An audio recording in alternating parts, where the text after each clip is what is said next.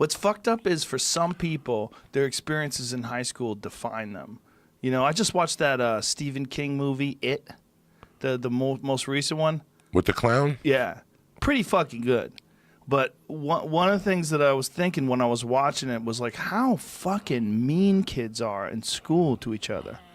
Like, you kind of forget about that, and then you watch one of those movies about people being mean to people, and you're like, oh yeah, I remember going around to get away from a guy that was picking on me, that was fucking with me, and like you would be scared of running into him at the bus stop and scared of seeing him after school, and that's why I got into martial arts in the first place.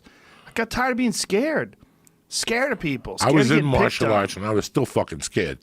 Let me tell you something. The funniest thing about the movie was that they fuck with clowns. So 2 months later, a bunch of clowns got together and went on strike. They went downtown and they had a parade. Like, when? Not a parade. What do you call it when people get together and they fucking have signs? This is recently? This is right after that movie was released. In 2017. Whenever that movie was released, a month later, 2 months later, a bunch of clowns in the California area got together downtown and picketed Stephen King because they were losing work as clowns. Oh, Christ. Because they had lost. A bunch of clowns got canceled. They lost all their clown season work or some shit. I read the book a long time ago. Which one? It. I remember I was like, man, how are they going to make a movie out of this? And they made a movie out of it way back in the day with John Boy from the Waltons. Remember the dude with the mole in his face? Yeah. He had a ponytail in it.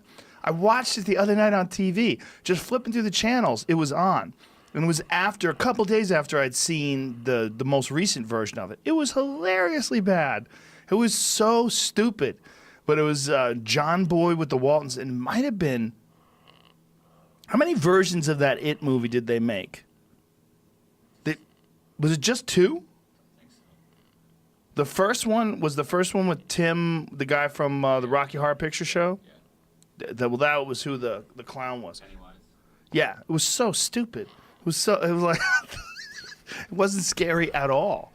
I mean, not even remotely. But the new one was pretty fucking scary. Well, Stephen King, dog, is a fucking crazy motherfucker. We both read On Writing. Yeah, it's a great and we book. both.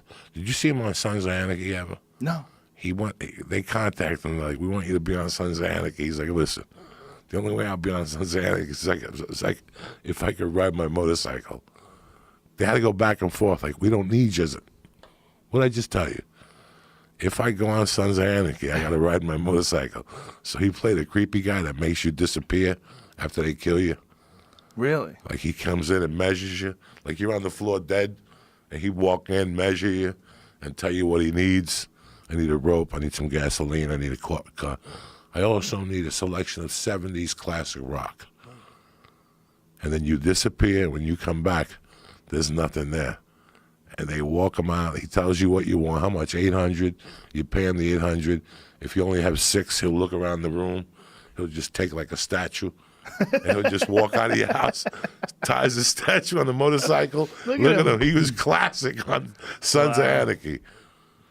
You know, the crazy thing about him was his battle coming back from getting hit by that guy in a car. He was walking. I think it was in Maine, right? He was walking, and some guy wasn't paying attention and fucking hit him in his car and just destroyed his body. Like, just destroyed his body. Like, I mean, he was fucked up for a long, In a motorcycle? long time. On a motorcycle? Yeah. Shattered his... No, he was walking. He was just walking. And he got hit by a guy in a van.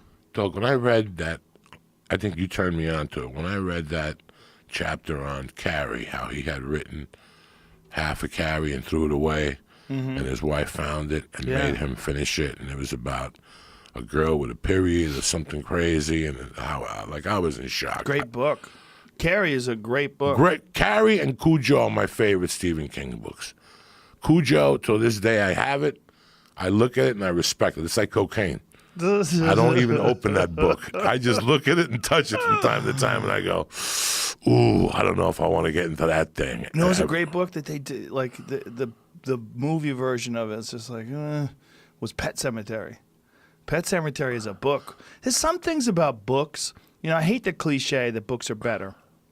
Oh, the book's better.